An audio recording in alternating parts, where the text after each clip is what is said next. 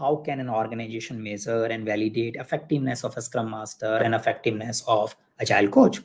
I believe it's a great question. And in a simple word, if I put it in a different way, I would say, how do you measure effectiveness of your own job? In your current job, are you effective more than the previous month? How do you take your own feedback? Yeah.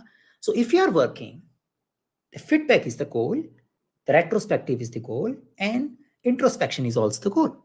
So how do you introspect? How do you identify that you have an areas which need to be worked upon, and how do you see that those areas after working upon is producing value? Yeah. So you probably need to relate to your current way of measuring your effectiveness. If you don't have it, think about it, come up with something. Yeah. And definitely use it rather than just putting it here and there. Now, how do we see an effectiveness? In general word, what is an effectiveness of a leader? Basic way of Scrum Master, Agile Coach, it's a leadership role. Some amount of facilitated coaching, mentoring, leadership role. So what tells me I'm a good leader? If I am able to influence my people to improve month on month, to find a right value for my customers and make good use of organization resources, I am influencing and leading them towards a product delivery.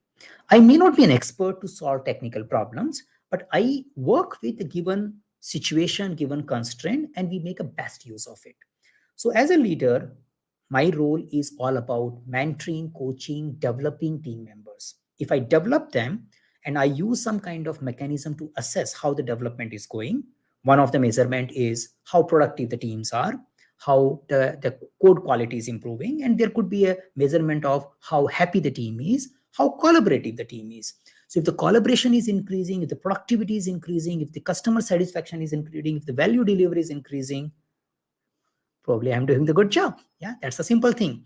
If none of these things are increasing, and I think I'm doing all the good job, probably not.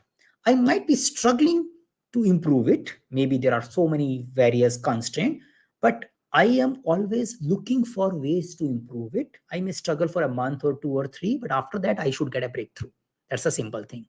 So that's a one dimension. Another dimension is a servant leadership dimension. How well I can resolve impediments, how many open impediments are there, how can I influence stakeholders. So by working with the people, by showing them the importance of problems, I can probably move further from there. Yeah, that's something you can focus on. So current role, look at a job description of a current role.